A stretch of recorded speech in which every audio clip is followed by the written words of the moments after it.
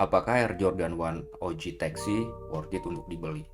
Simak ulasannya setelah ini.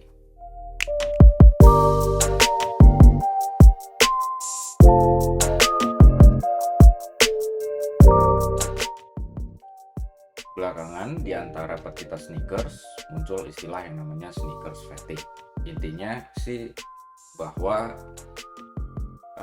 pasar sneakers dunia ini sebenarnya udah mengalami titik jenuh karena beberapa produsen sepatu besar kayak Nike dan juga kayak Converse selalu mengeluarkan produk yang sama yang katakanlah sudah menjadi legenda di antara pecinta sneakers. Jadi mereka akan melakukan reissue atau ada yang bilang remake, atau kalau di dunia game mungkin ada istilah yang disebut remaster. Tapi sebenarnya kenapa menjadi jenuh itu adalah karena sebenarnya model yang dikeluarkan itu sama. Dan untuk beberapa lini itu hampir setiap bulan itu dirilis dengan model yang sama, hanya perubahan pada titik-titik tertentu, misalnya pada warna atau pada bahan yang tadinya kulit semuanya terus diubah jadi campuran dengan suede, lubak, atau juga dengan bahan kanvas. Nah, nggak terkecuali juga dengan Nike ya, dengan lini sepatu legendarisnya yaitu Air Jordan 1. Kalau kita lihat Air Jordan 1 ini adalah lini dari Air Jordan yang paling banyak di reissue. Dan setiap bulannya Nike selalu mengeluarkan Air Jordan 1, mulai dari yang seri OG atau seri yang original, terus ada yang seri mid belakangan, dan juga sekarang ada yang seri low atau yang modelnya pendek tanpa foxing atau high top. Kemudian juga ada yang namanya juga Air Jordan 1 Women Series, yang mana adalah itu modelnya emang khusus diperuntukkan bagi konsumen perempuan, tapi pada kenyataannya konsumen laki-laki pun atau pecinta sneakers laki-laki pun suka dengan model yang untuk yang Women Series. Nah, bagaimana dengan keluaran Nike terbaru untuk lini Air Jordan 1 ini yang disebut dengan Air Jordan 1 OG Taxi? Kenapa disebut Taxi? Karena memang warnanya sangat mirip dengan taxi yang ada di New York City. Kalau kita lihat di film-film Hollywood, warnanya kuning dan paduan dengan warna hitam. Nah, ini barangnya udah ada di depan saya, dan kita akan ngecek apakah memang worth it untuk seri Air Jordan yang ini. Karena kebetulan saya dapat ini nggak sengaja, karena waktu itu kayak nggak tertarik deh, udah terlalu jenuh, terlalu banyak Air Jordan. Terus bahkan sebelumnya Nike juga udah ngeluarin Air Jordan 1 yang warnanya lebih banyak disebut kayak Air Jordan 1 Bumblebee, yaitu dominan warna kuning dan hitam. Sementara kalau ini bagian warna kuningnya itu ada di bagian belakang, bagian tumit dan foxingnya. Terus di bagian fang atau di bagian toe-nya, makanya kadang ada yang bilang Air Jordan 1 seri ini disebut Air Jordan 1 Yellow Toe. Nah, langsung aja kita buka. Jadi perbedaannya dengan Air Jordan 1 yang lain adalah kalau biasanya dusnya warna hitam terus paduan dengan tulisan warna merah, untuk Air Jordan 1 yang ini seluruh boxnya warnanya kuning taksi kayak gini, terus tulisannya Nike hitam. Nah, yang kemudian cukup membedakan dengan kardus Nike yang lain adalah, maksudnya Nike Air Jordan yang lain adalah kalau aku rasa sih ini lebih tebel ya, lebih sturdy. Terus dari susunannya juga kalau biasanya nggak ada pengaitnya kayak gini, sekarang ini ada. Jadi kalau misalnya ditumpuk dengan sepatu lain terasa lebih kokoh karena di sini ada penumpunya. Kalau melihat boxnya seperti biasa, Nike akan selalu mengeluarkan label dengan teknik emboss seperti ini.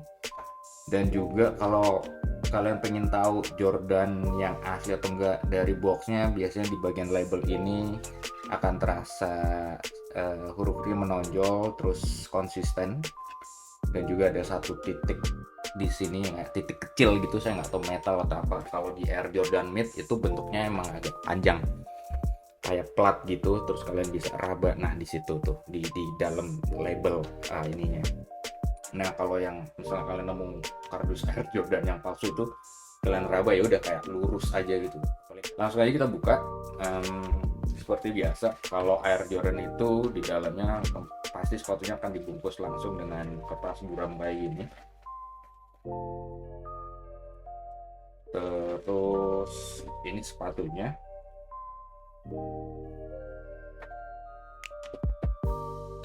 Kalau dilihat sekilas sih ini menurutku di luar ekspektasi ya. Maksudnya aku udah beberapa kali beli Air Jordan tuh, kadang ada yang bagus tapi kadang finishingnya ada yang mengecewakan. Tapi kalau dilihat untuk Air Jordan yang ini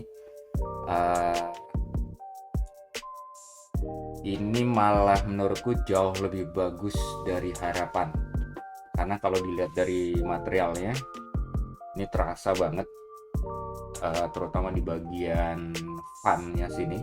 Terus terasa kalau ini bukan jenis kulit yang murahan ya, terus dibikin dengan material yang cukup solid. Di bagian tipnya as usual dengan model kulit yang halus. Sementara untuk bagian quarternya yang bagian warna putih ini menggunakan material kulit, nyebutnya apa ya, ya model yang ada kerutannya seperti itulah. Karena kalau di beberapa jenis Air Jordan kan ada yang pakai kulit yang seperti tipnya, jadi halus begini seluruh materialnya gitu. Tapi ini ada variasi di materialnya. Tapi kalau dirasain sih ini emang satu materi yang solid ya. Jadi nggak kayak saya punya kayak misalnya Jordan yang Electric Orange itu aku rasa sih itu materinya nggak terlalu bagus ya. Terus finishingnya kalau lihat-lihat di bagian jahitannya juga rapi, bagian lemnya juga tidak ada satupun kelihatan kayak lem yang meluber gitu. Terus di bagian logonya juga sangat-sangat rapi, dan juga di bagian, terutama di bagian penyelesaian jahitan di sini biasanya kalau kita lihat ada kayak benang, cuman seperti kayak tergesa-gesa penyelesaiannya, digulung terus langsung dipotong. Kalau ini enggak. Terus di bagian shoe tang seperti biasa bahannya seperti ini. Terus kalau kita lihat label Nike-nya didominasi warna putih dengan logo Nike Air warna kuning sesuai dengan warna foxingnya dan juga warna fan-nya. Nah, kalau dari pendapat teman-teman pecinta Air Jordan sih, salah satu kekurangannya, sebenarnya kekurangannya cuma satu untuk sepatu ini, yaitu Nike cuma ngasih satu jenis warna tali sepatu, yang mana kalau di jenis lain tuh biasanya dua, kayak misalnya yang Air Jordan 1 Heritage itu akan dikasih warna putih dan merah apa ya, aku lupa dan cek lagi. Dan kayak Air Jordan yang ini aku dapat yang warna putih dan hitam, tapi untuk khusus yang ini nggak tahu kenapa cuma dikasih satu dan langsung dipasang. Biasanya kan digulung-gulung terus dimasukin plastik terus disil. Ini enggak, cuman langsung dipasang, tapi meskipun nggak dipasang langsung zigzag lace-nya ya, jadi orang bisa lihat sampai dalamnya. Terus dalamnya juga seperti ini. Aku nggak bakal lepas dalamnya juga, tapi memang kalau dirasain sablon dan di dalamnya juga oke. Seperti itu. Nah, aku nggak tahu kalau menurut teman-teman ini bakalan worth it untuk dibeli atau enggak, tapi so far menurutku secara pribadi sepatu ini oke. Dan materialnya solid, terus nggak rugi kalau misalnya teman-teman beli untuk yang tipe ini. Meskipun jujur secara pribadi untuk warna kuning sebenarnya bukan favorit, dan nggak tahu kenapa kalau pakai warna kuning di kakiku kelihatannya jelek banget ya. It happens ya, setiap orang punya karakter untuk sepatu masing-masing gitu kakinya. So far kesimpulannya sih, kalau teman-teman emang cinta Air Jordan 1, baik dari sisi historis karena suka atau tumbuh saat Michael Jordan jadi pemain NBA, atau mau beli sepatu Air Jordan ini untuk investasi, dan kelihatannya memang harganya akan terus naik karena tadi materialnya, dan kalau dilihat bentuknya juga cukup oke, finishingnya, atau juga cuman untuk flexing aja nggak ada masalah sih, semuanya oke. Tapi overall memang untuk sepatu ini jujur di luar ekspektasi, melebihi ekspektasi maksudnya, dan cukup worth it untuk dibeli. Nah, kalau kalian punya pendapat, silahkan tulis komentarnya di kolom komentar di bawah, dan pro kontranya seperti apa, dan apakah ini jadi salah satu angin segar di tengah pasar sneakers dunia yang mengalami sneaker fatigue. Kalau secara pribadi aku jawab sih iya. Oke, itu dulu ulasan dari aku. Sampai jumpa di ulasan sepatu selanjutnya. Bye.